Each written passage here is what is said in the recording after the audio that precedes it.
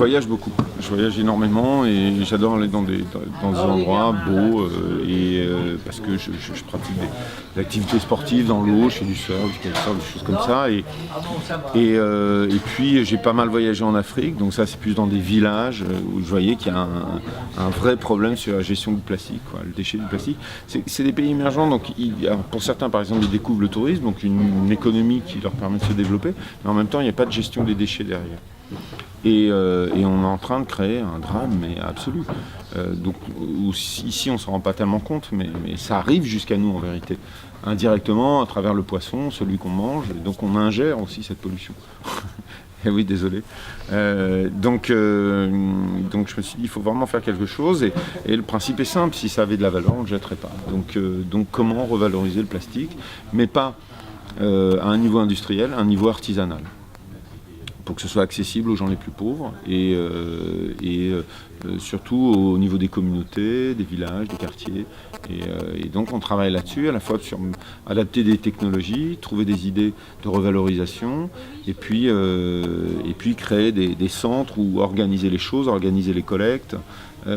Et ça, c'est du petit emploi, c'est-à-dire qu'organiser une collecte, c'est des gens qui vont garder leurs déchets plastiques chez eux et qui se disent tiens, quand j'ai 1 kilo, ben, je vais le revendre, parce que l'idée c'est de créer une petite économie, un peu comme les consignes d'une bouteille, une petite économie sur le déchet plastique, ou alors même aller peut-être les ramasser, les collecter, et du coup créer un espèce de nettoyage en les rassemblant et en venant le vendre en tout cas à Earthwake. C'est ce qu'on est en train de mettre en place.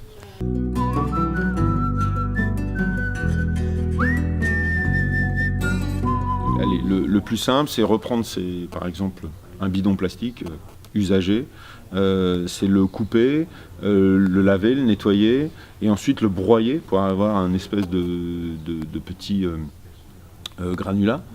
Et ce granulat, on peut le remettre des fois, alors ça dépend selon les technologies, mais le besoin, on peut aussi le refaire fondre et refaire un granulat très propre, très net, et le remettre dans le circuit, le revendre aux industriels du plastique pour refabriquer des objets.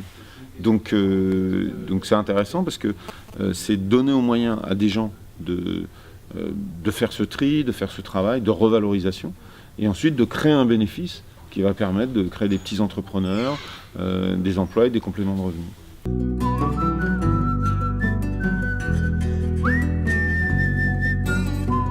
Voilà, une économie du déchet, mais qu'il faut aider, parce qu'elle ne peut pas se mettre en place de façon naturelle. Parce que c'est un déchet complexe, le plastique, et c'est un déchet occidental.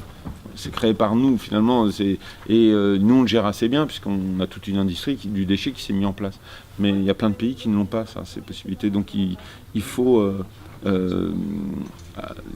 tout cas, aujourd'hui, il faut les aider à avoir accès à l'innovation, à avoir accès à des machines, à avoir accès à une organisation, parce que c'est trop complexe pour être fait naturellement. Et ça fonctionne très très bien. Quand on donne les moyens, ça fonctionne vraiment très bien. Donc voilà.